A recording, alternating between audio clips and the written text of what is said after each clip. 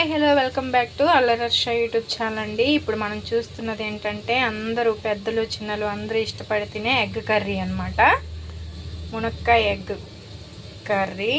ఇదిగోండి మేమైతే ఎగ్ ఉడకబెట్టేసుకుని మంచిగా ఆయిల్లో డీప్ ఫ్రై చేసేసుకుని పక్కన పెట్టేసుకున్నాం అనమాట.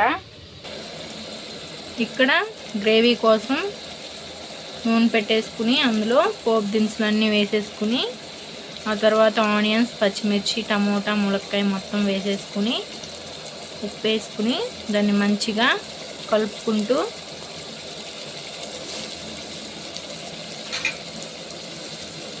కుక్ చేసుకుంటున్నాం అన్నమాట. ఈ టమోటా మొత్తం చక్కగా కుక్ అయిపోయిన తర్వాత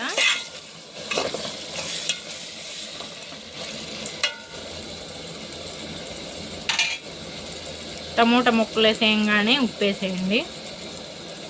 ఇది కొంచెం కుక్ అవడానికి టైం పట్టింది కాబట్టి మూత పెట్టేసుకోండి.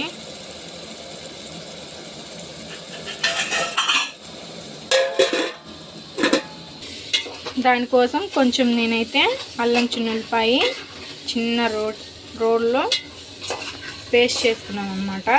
పేస్ట్ చేసుకుని ఉంచుకున్నాను. అలాగే పులుసు కోసం చింతపండు, నిమ్మకాయ సైజు చింతపండు నానబెట్టేసుకున్నాను అనమాట. ఎందుకంటే టమోటాలు వేస్తున్నాం కాబట్టి అంత ఎక్కువ అయిపోయినా సెట్ అయిపోతుంది. ఇదైతే మంచిగా దగ్గర పడింది అనమాట. మనం ఇప్పుడు కారం వేసేసుకుందాం. ఎవరి టేస్ట్కి తగ్గట్టు వాళ్ళు యూజ్ చేసుకోవాలి కదా. మా ఇంట్లో అయితే ఎక్కువ అనమాట కారం, స్పైసీగా తింటారు. మొత్తం ఇలా మిక్స్ చేసుకోండి. కూర అంతా సెట్ అయిపోయేలాగా మిక్స్ చేసుకోండి.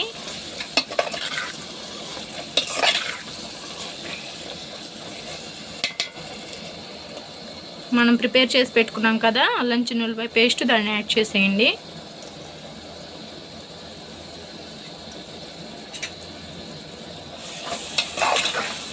మొత్తం మిక్స్ చేయండి బాగా.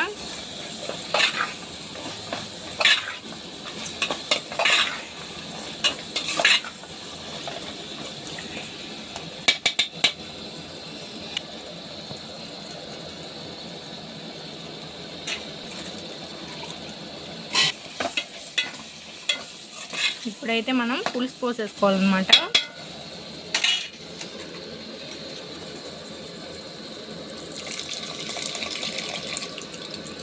మీరు తినే క్వాంటిటీని బట్టి చింతపండు నానేసుకోండి.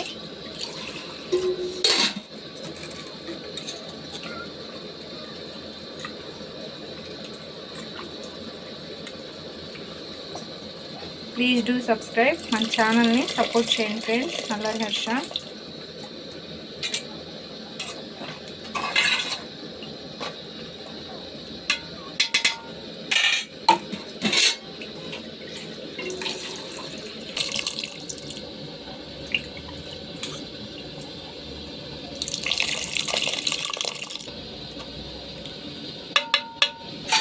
ఇప్పుడు చూడండి ఎగ్ అనమాట. డీప్ ఫ్రై చేసుకునే ముందు మేము సన్నని గీట్లు పెట్టుకున్నాం అనమాట. ఎగ్కి గ్రేవీలో వేసేస్తే ఒక 10 to 15 minutes ఉడుకుతుంది కదా, అది మొత్తం గుడ్డుకు పడుతుంది అనమాట.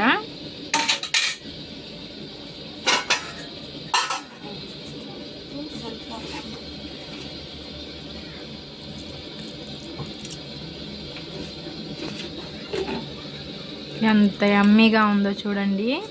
ట్రై చేసేయండి మీరు కూడా. సింపుల్ ప్రాసెస్ కదా. Okay friends, please do subscribe. Egg curry అయితే రెడీ అయిపోయిందనమాట. మీరు ట్రై చేసేయండి. చూడండి ఎంత మంచిగా, ఎంత కలర్ఫుల్గా కానొస్తుందో. Please do subscribe friends.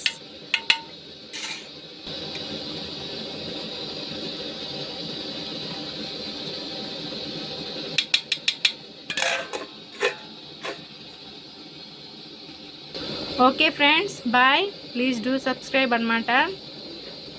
మన ఛానల్ సబ్స్క్రైబ్ చేయండి, సపోర్ట్ చేయండి, లైక్ అండ్ షేర్, కామెంట్ మర్చిపోకండి. Okay friends, bye.